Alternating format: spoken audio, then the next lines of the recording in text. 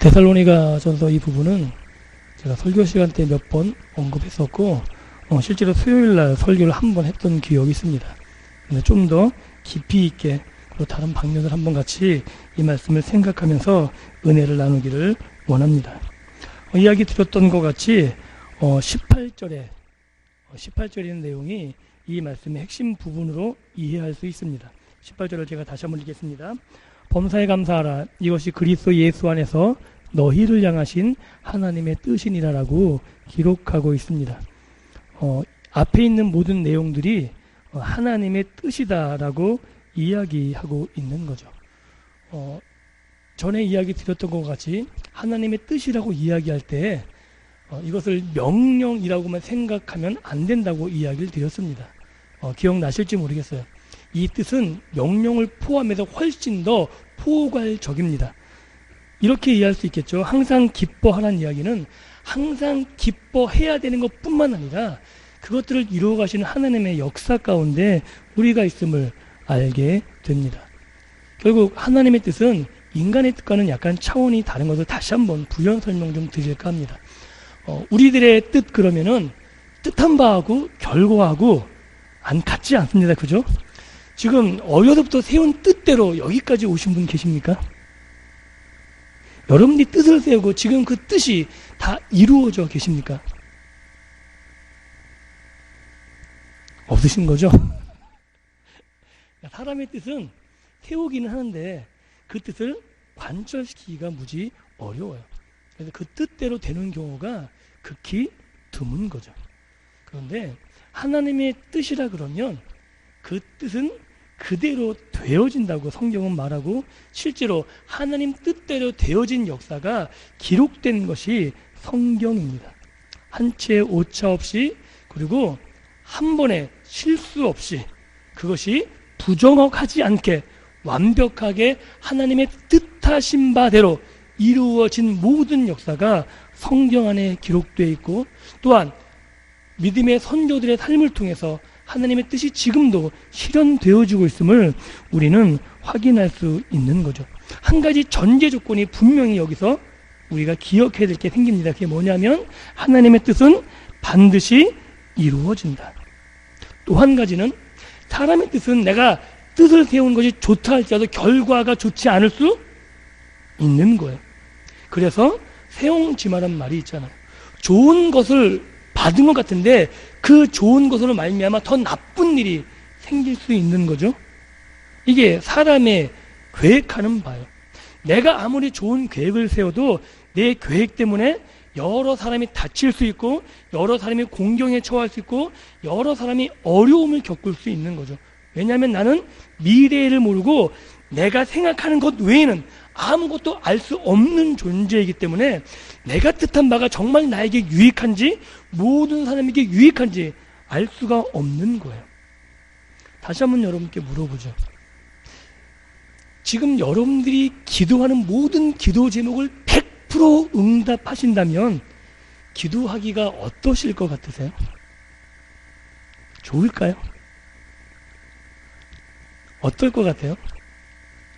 아니, 하나님이 여러분들의 기도를 100% 다 응답하신다면 여러분 기쁘실 것 같아요. 그게 어떠세요? 저는 기도하기 어려울 것 같아요.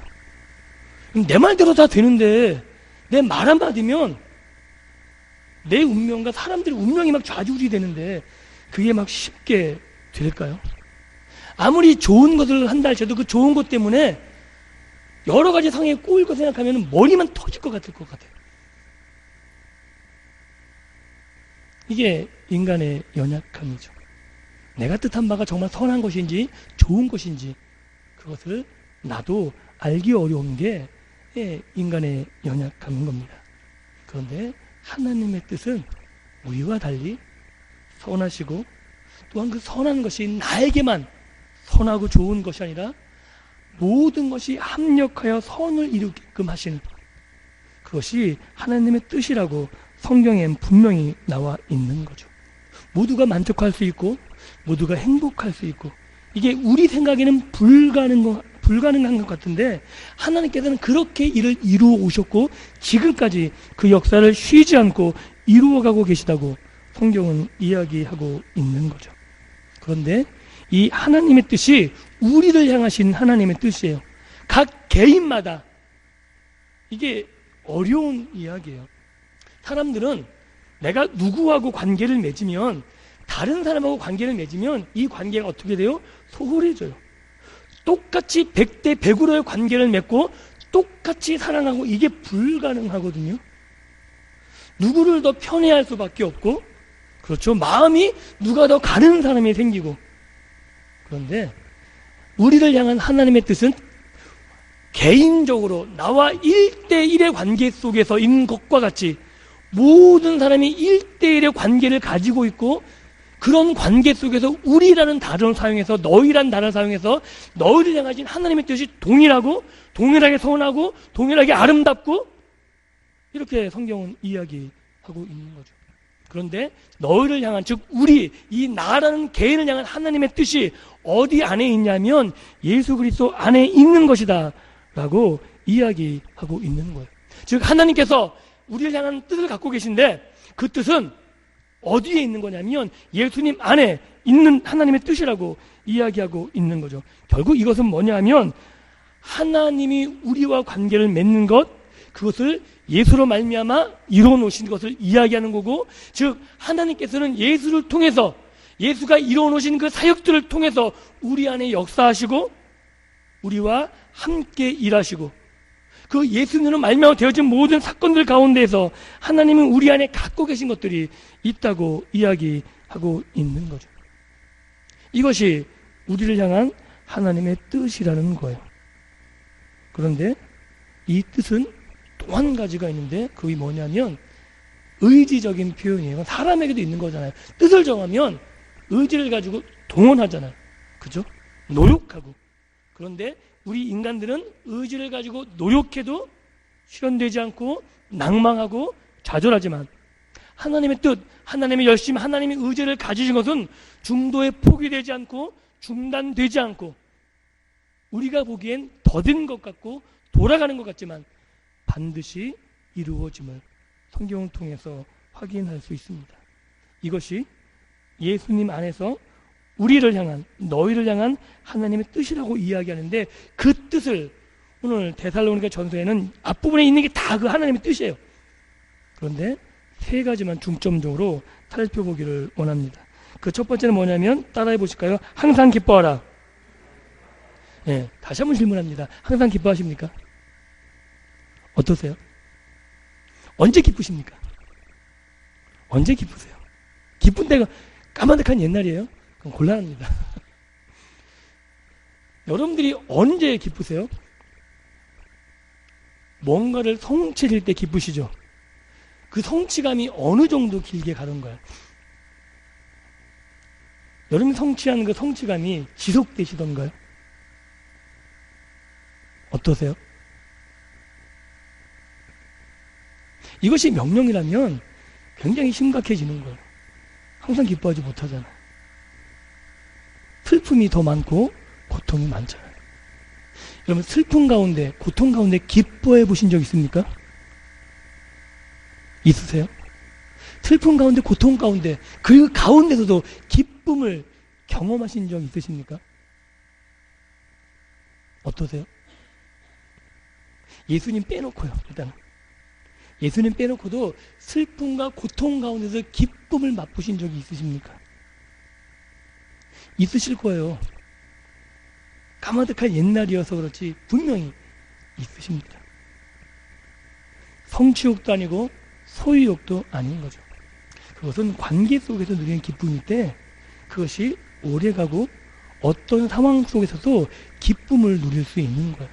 자, 옛날 일을 잠시 생각하죠. 자, 사랑해 보셨죠?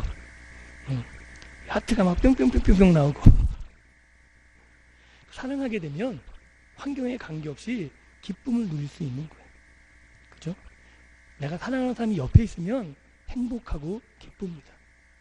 아무리 힘든 슬픔 가운데 있어서 사랑하는 사람이 옆에 있으면 그 사람만으로, 그 존재만으로 내가 위로받고, 내가 거기에서 힘을 얻을 수 있고, 내가 거기서 다시 일어설 수 있는 거죠.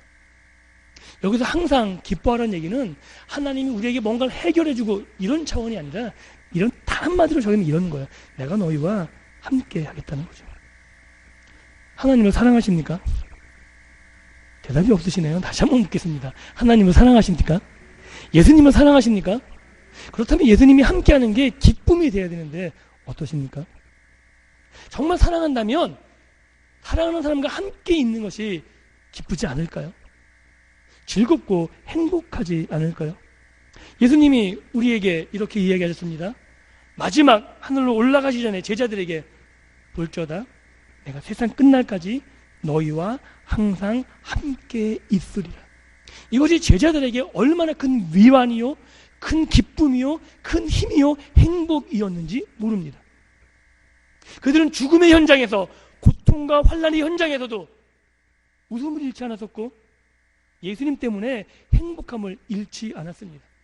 그 콜로세움 원형 경기장 그곳에서 사자의 밥이 되는 그 순간에도 하늘을 바라보며 나를 맞아줄 예수님을 바라보며 기쁨을 잃지 않았던 역사적인 기록을 우리는 갖고 있습니다. 우리에게 기쁨을 주시겠다는 것, 이것은 하나님께서 내 삶 속에 찾아오셔서 나를 떠나지 않으시겠다는 가장 소중한 약속을 우리에게 주고 계시다는 거죠.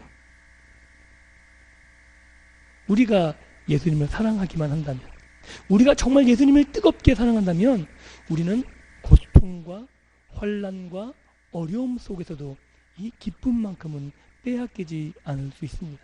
성경은 우리에게 환난이 없다고 이야기하지 않습니다. 고통이 없다고, 아니요, 오히려 예수님을 믿는 그것 때문에 고통이 있을 것이고 어려움이 있을 것이고 환난이 있을 거다라고 이야기하고 있는 거죠. 그럼에도 불구하고 이 데살로니가서도 마찬가지예요. 어려움과 환난과 핍박 가운데 있던 성도들에게 이야기하는 거예요. 그들에게 하나님께서, 사도 바울이 그들에게 명령하는 거예요. 야, 너희 기뻐해. 왜 이렇게? 아닌 거죠. 그들에게 위로와 힘을 주고 있는 거예요. 뭐라고? 야, 하나님이, 예수님이 너와 함께 하고 있잖아. 떠나지 않으신댔잖아. 너를 사랑하는 예수님이 지금 너희 삶 속에, 너희가 당하는 어려움에, 너희의 공고 속에 함께 하시고 너를 지켜주시고 너희 모든 것들 하나님이 책임져 주실 거야 라고 이야기하고 있는 겁니다. 이 상황은 그때나 지금이나 변하지 않습니다. 우리가 예수님을 믿는다고, 하나님을 믿는다고 어려움이 피해가지 않습니다. 어쩌면 세상에서 그들과 다른 존재이기 때문에 더 많은 조롱과 핍박과 어려움이 있을지 모릅니다. 고민도 많이 하실 것 같아요. 내가 세상에서 이것을 얻으려면 내 신앙을 양보해야 되나? 내 신앙을 지키면 내가 힘들고 어려워지는데, 나는 괜찮은데 내 알고 있는 자녀들, 내가 책임져야 될 사람을 함께 고통을 겪는다면 그때는 어떻게 하시겠습니까? 그때도 주님께서는 동일하게 이야기하고 계시는 거예요. 괜찮아. 내가 너와 함께 하고 있어. 내가 내 삶을 책임져 줄게. 내가 널 사랑한다. 정말 다시 한번 묻습니다. 주님을 사랑하십니까? 그 사랑 때문에 예수님이 내 옆에 계시고 나와 함께 하시고 내 삶에 발맞추어 걸어가시는 그 예수님 때문에 우리는 행복할 수 있는 것이고 우리는 기쁠 수 있는 것이고 위로와 큰 힘을 얻을 수 있는 거죠. 그리고 또 이야기합니다. 한번 따라해 볼까요? 쉬지 말고 기도하라. 예. 이것도 명령이라면 힘들어지는 거예요. 누누이 이야기 드리지만 정말 쉬지 않고 기도하십니까? 어떠세요? 밥도 먹어야 되고 일도 해야 되잖아요. 어떨 때는 까맣게 다 잊어버리고 열심히 하다가 아, 하나님이 계시지라고 생각될 때도 있지 않으시나요? 쉬지 말고 기도하라는 이야기는 이런 이야기예요. 언제 어디서든 네가 말하는 건 내가 다 듣고 있다. 이것처럼 우리에게 위로가 되는 것 없죠. 여러분, 상담의 기본 원리가 뭔지 아십니까? 예전에는 뭐 상담가들이 해결해 주려고 그러는데 요새는 그렇게 해결 안 하고요. 그냥 들어만 줘요. 잘만 들어줘도 70%는 해결된다 그래요. 왜 그러냐 하면 문제 해결을 놓고 막 이야기하는 게 아니고 들어주는 사람을 원하는 거예요, 사람들. 집에 가셔서 얘기하면 잘 들어주십시오. 잘만 들어줘도 정신병 안 걸리고 건강하게 생활할 수 있습니다. 그런데 보통 못 그러잖아요. 내가 기분 나쁘면 들어주기 힘듭니다. 전문 상담가 집이 참 평안할 것 같은데 전혀 안 그렇습니다. 왜냐하면 사람의 상태에 따라 달라지거든요. 내가 내 말을 들어줄 사람이 없다는 것, 이것처럼 심각한 위험은 없는 거죠. 그런데 사도 바울은 데살로니가 교인에게 이렇게 이야기하고 있는 거예요.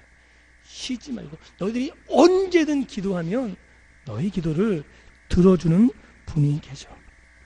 너희 고통과 너희 어려움 그걸 외면하고 있는 게 아니라 지금도 주무시지 않고 눈 감으시지 않고 불꽃 같은 눈동자로 지켜보는 분이 계셔. 힘들고 어려울 때 너에게 모든 것을 이야기할 분이 계시다라고 이야기하고 있는 거죠. 또한 이것은 이런 거예요. 쉬지 말고 기도하라는 이야기는 내 삶의 모든 부분에 도움을 요청할 수 있다는 거죠. 이것처럼 중요한 건 없습니다. 우리가 기도 그러면 가장 놓치고 있는 부분이 뭐냐면 응답에 자꾸 초점이 맞춰져 있어요.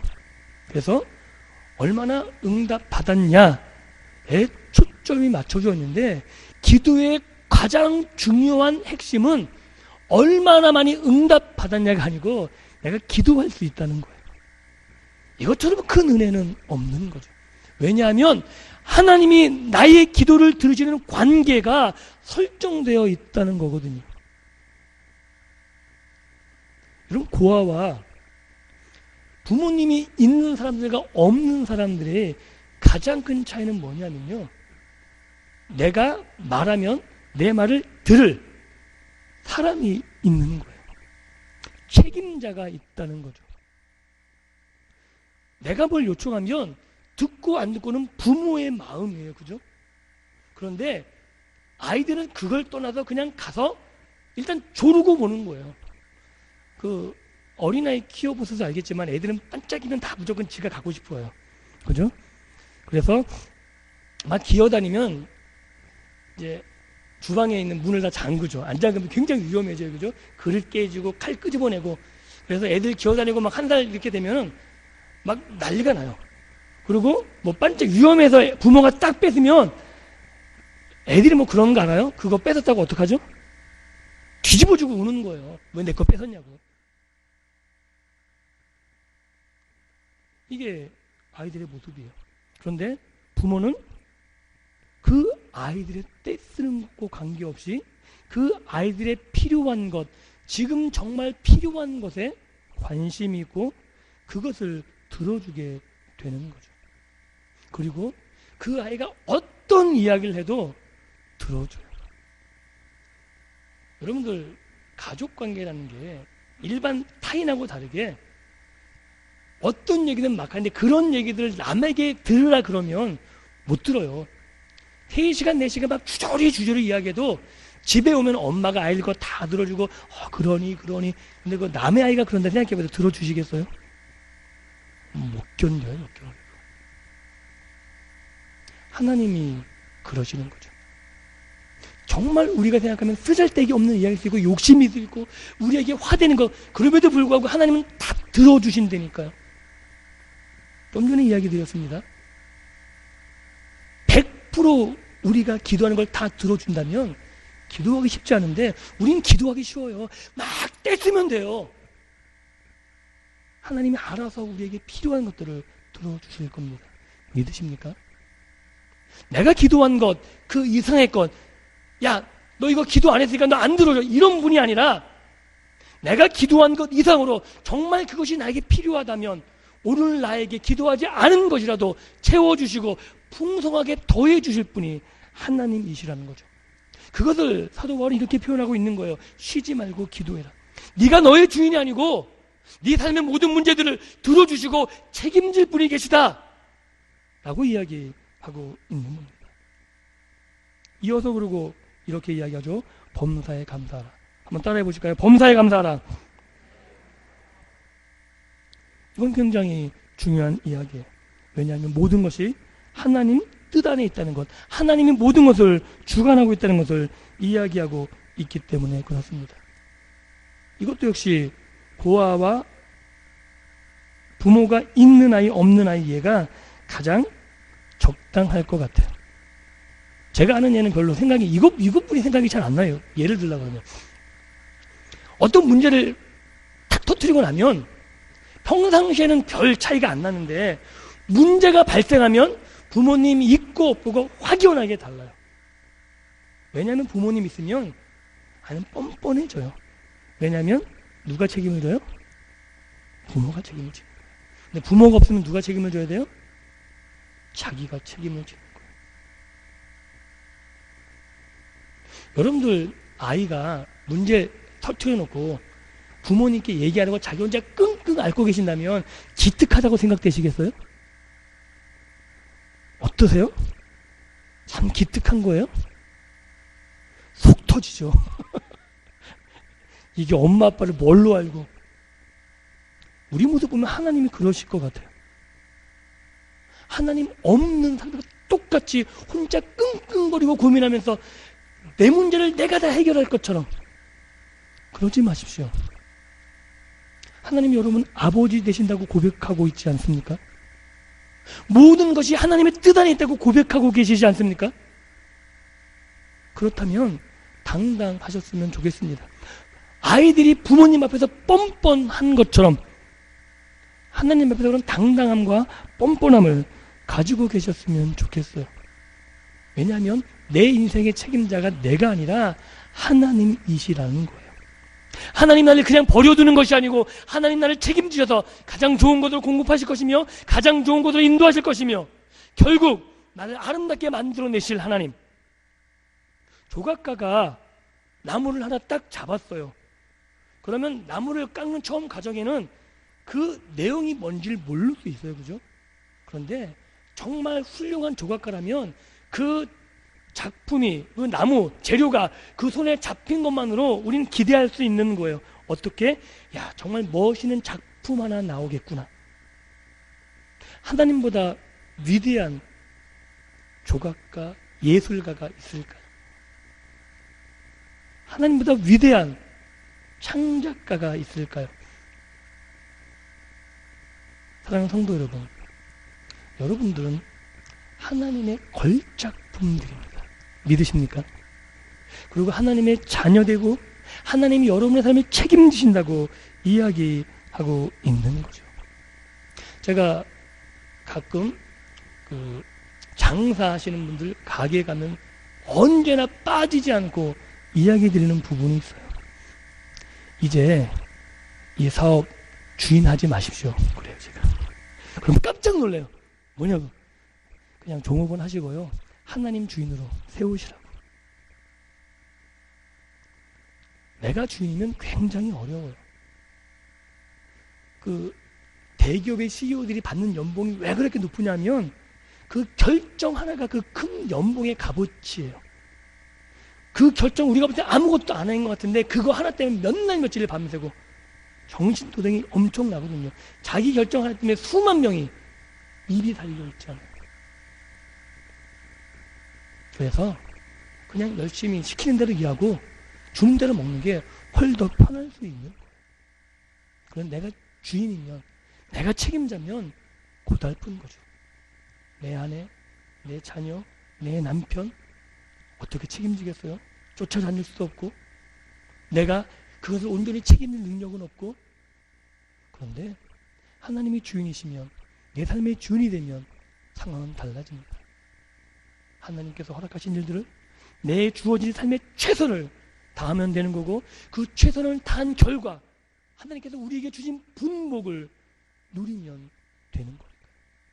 그래서 전도서 기자는 그렇게 이야기해요. 하나님이 주신 분복을 누리는 게 가장 복된 것이라고 이야기하고 있는 거죠. 말씀을 맺습니다. 하나님께서 우리에게 뜻하신 바가 있다고 이야기하셨습니다. 그것은 우리가 기뻐하는 삶인 거죠. 근데 그 조건은 이미 우리에게 주어졌어요. 그 조건은 뭐라고요? 예수님이, 하나님이 우리와 함께 하신다고요. 여러분, 하나님이 함께 하는 게 기쁘지 않다면 진작에 집에 가서 고민해 보셔야 돼요. 정말 내가 예수님을 사랑하고 있는가? 사랑하면 함께하는 그 자체만으로 힘이 되고 위로가 되고 행복하고 기쁠 수밖에 없는 거죠. 또한 쉬지 말고 기도하라 그럽니다. 그것은 하나님이 내 일수고일투족 그 어떤 하나라도 놓치지 않으시겠다는 하나님의 집념이 표현되어 있는 거예요. 내가 모두가 나는 놓치지 않고 내가 너와 너의 이야기, 너의 삶의 고통, 신음 하나도 놓치지 않고 듣고 있다. 이야기만 해. 내가 너와 이미 관계가 설정되어 있어서 내가 말하면 다 들어줄게. 가장 좋은 것으로 채워줄게. 하고 이야기하고 계시는 거죠. 범사에 감사하라는 이야기는 내 삶이 하나님 뜻 안에 있다는 거예요. 중도에 포기되지 않고 중단에 그쳐질 수 없는 삶. 이 삶의 고백이 우리 안에 있을 때 우리는 하나님의 뜻 안에서 하나님의 뜻을 이루며 기뻐하고 행복할 수 있는 삶을 누리는 것이라고 이야기할 수 있습니다. 이제 앞으로 주어지는 삶 가운데 하나님이 내 삶에 발맞추어 걸어가시는, 정말 하나님이 내 옆에 계시는 것을 좀 느끼셨으면 좋겠습니다. 주일날 아니면 예배 때만 여기 와서 하나님을 찾고 이 시간에만 하나님을 느끼는 것이 아니라 내가 밥을 하면서도, 내가 버스에, 내가 내 직장에서도, 내가 어디 있는 그곳에도 하나님이 그곳에 나와 함께하는, 야구 봐십니까? 아빠 집에 하나님 있고 하나님 없이 떠난다고 생각했다가 베델까지 쫓아오시는 하나님, 거기서 하나님 만나고, 야, 하나님이 어디든 나와 함께 하시네. 그 하나님 때문에 그의 인생이 달라지잖아요. 하나님은 여러분의 신임 현장에도 계시고 여러분의 직장에도 계시고 여러분이 가는 곳에 그곳에 함께 하셔서 여러분들을 돌보시고 책임져 주십니다. 그 하나님을 경험하시고 그곳에서 하나님께 부르주시고 그곳에서 하나님께 이야기하시고. 기도가 거창한 거 아니에요. 걸어다니면서 기도할 수 있어요. 눈은, 주일학교들은 제가 눈을 감으라 그래요. 왜요?